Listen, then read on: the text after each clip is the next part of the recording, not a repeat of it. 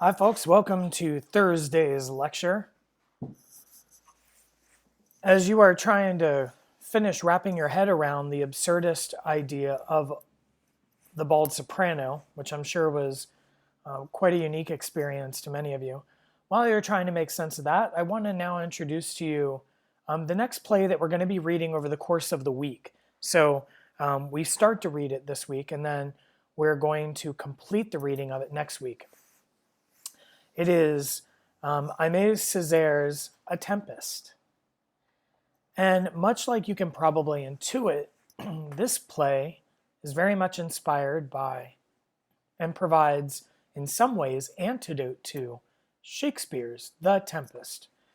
So this is our first moment in the class where we're beginning to see a correlation between what we examined in the first quarter with more historical plays from around the world, and this quarter, which is more about globalization in the contemporary age.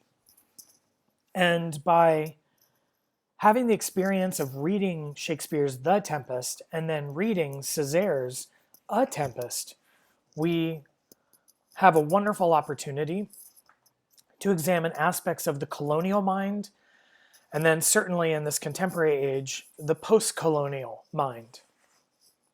And so for today's lecture, I just want to kind of introduce some of the basic ideas that Césaire's play, this updating of The Tempest, immediately provides for us. So we should at least summon a little bit of what we talked about with Shakespeare's The Tempest. If you remember, Shakespeare was definitely in this place of the imaginary because the New World, right, North America and South America, had been recently discovered by European explorers. So the European discovery of these continents was prevalent in the imagination, and it certainly also brought about, as we talked about last quarter, this kind of proto-capitalism and a colonial mercantilism. What's interesting is that Césaire writes A Tempest as the culture around him has been completely influenced by the events that inspired Shakespeare 400 years ago. So it winds up being a really interesting investigation. So let's clarify some terms. Post-colonialism. So we have to understand that beginning in the 15th century, Europeans began the expansion into the rest of the world. And by World War I, which was kind of at the apex of this kind of colonial rule, nearly 85% of the entire globe had been colonized by Western powers, most notably in Western Europe. And of course, you have to include the United States in that. So we're getting now the tail end of the very effort that was just beginning to rise in prominence during Shakespeare's time. Well, there is a history of effects generated by colonization, right? The effects on the indigenous people. We talked a little bit about that last quarter. The effects on the colonizers themselves and the way that they perceive their worldview, their cosmography, effects on the interaction between them. So we have a whole different kind of foundation of politics, right? Post-colonialism implies both a situation coming after colonialism and a situation in the heritage or aftermath of colonialism. That indeed both are an ongoing liberation and an ongoing oppression. So we have this kind of duplicity happening. And we're going to be examining a lot about binary because post-colonial philosophies and investigations are largely built around this idea of implied binary and how to subvert the binary.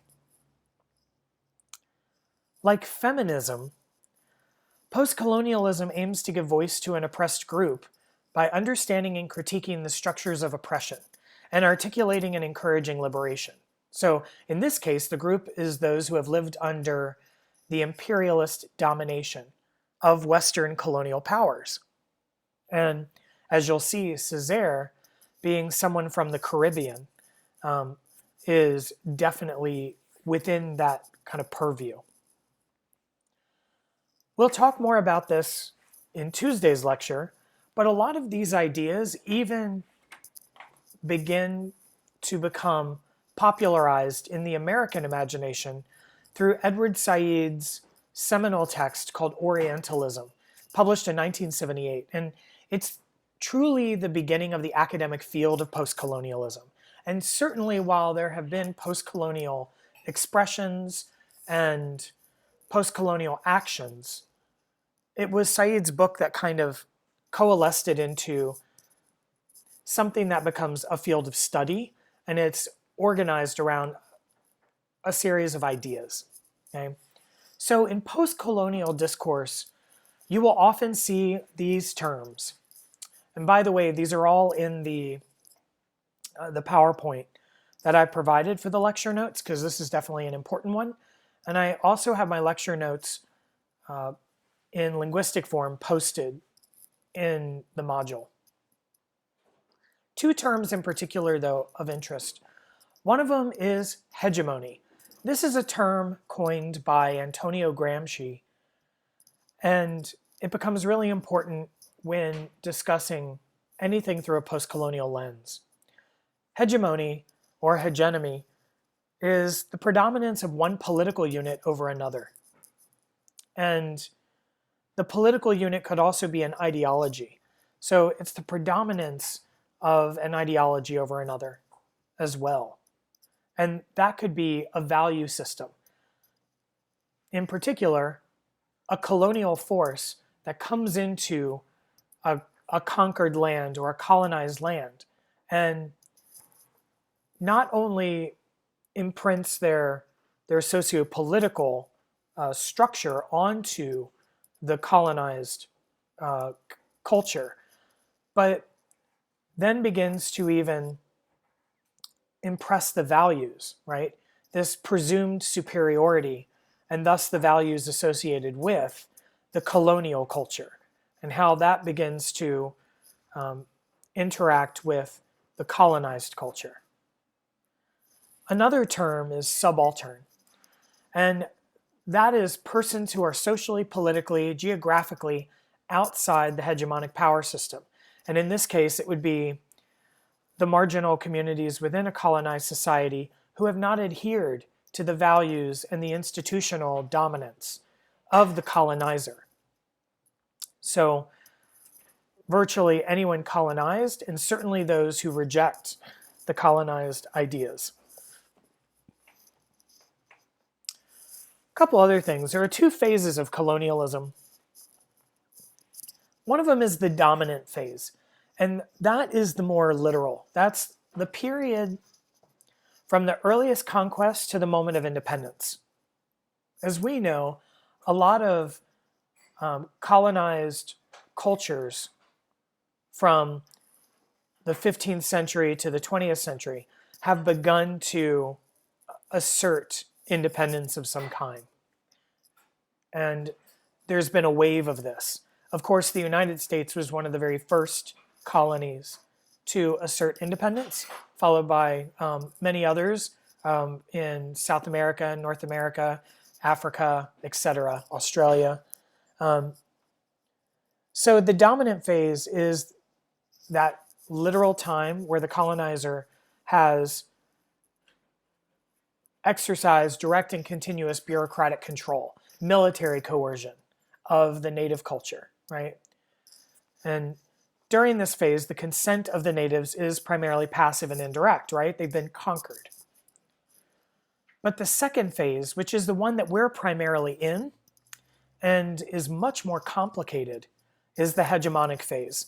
And this is the phase where the native culture accepts a version of the colonizer's entire system of values, attitudes, morality, institutions, and thinking in a capitalistic realm, the mode of production. This is a stage of imperialism or colonization that relies on active and direct consent of the dominated. And you would think, well, why would they accept these things? Well, because for the longest time, the colonizer, in most cases the West, had indoctrinated and created a historical legacy of these values that were deemed dominant, right? So the natives' internalization of Western cultures begins before the end of the dominant phase, but then even after their kind of physical presence, like military coercion, has ended, the hegemonic continues. And in that duplicity is something that Said in Orientalism refers to as double consciousness. The colonized peoples tend to mimic the culture of the colonizer while trying to maintain their own culture. And this is the phase that we are in largely around the world. So the play, A Tempest, kind of explores that interesting binary that happens. So just a little bit about Césaire. He was born in 1913 in Martinique, which is in the Caribbean. And he was a poet, a playwright, an essayist, a politician. And in 1969, he writes this adaptation of Shakespeare's The Tempest. And he does what he calls For the Black Theater. That is, a theater whose concern is the past, present, and future of Black people, native to Africa, but in diaspora all over the world, right? We know that the African slave trade had dispersed people from the continent all over the world. And in particular, we know about the sugar and rum trades in the Caribbean that were part of the slave triangle that many of us know about. Césaire was the originator of a movement known as Negritude. And this is an international Black Pride movement in the middle of the 20th century and was specifically known for its anti-colonialist ideas, namely this kind of anti-colonialist mentality concerning the hegemonic phase that I mentioned a moment ago. One of the very interesting ironies in Césaire's career is that he is developing his own appreciation for the wages of colonialism, right? He studied in France. He had a Western academic upbringing, a curriculum that was the cultural foundation of the same colonial power that he is pushing against, right? And that's where that double consciousness comes from. It's interesting to think about, and certainly it's displayed in the scenography of A Tempest. Okay? This is very much considered a post-colonial drama where the instances in the play occurs in a way where one race or class or gender has power over another, or continually constructs it as the other in order to maintain power. And this idea of double consciousness comes into play. So we are reading this kind of update of Shakespeare as a way to see the overt colonial, right? Or, if you will, the beginnings of the dominant phase of colonialism. And then, with this play, we're seeing kind of the end of the bookend, right? Where the dominant phase has largely been eradicated, and we've moved into the hegemonic phase. So, begin to read A Tempest. The characters are going to seem very familiar to you. And you want to be especially paying attention to how it deviates from Shakespeare's play particularly, yeah? because Césaire is making conscious choices to render this a post-colonial version. And that is what we want to investigate. Next week, at the very beginning of the week, we will be reading excerpts from Edward Said's Orientalism so that we can begin to understand these post-colonial ideas more, these cosmographies, if you will, and how they are satisfied in Césaire's play. Also pay note of this because your very first formal essay in the class is going to be some kind of investigation that you do around the comparative examination of Shakespeare's play and Césaire's. And so you have a little time for that, but just kind of know that that's in the foreground of why we are reading this play. Have a good time, everybody, and have a wonderful weekend. Try to walk outside, try to enjoy the beauty as much as we can. Stay safe.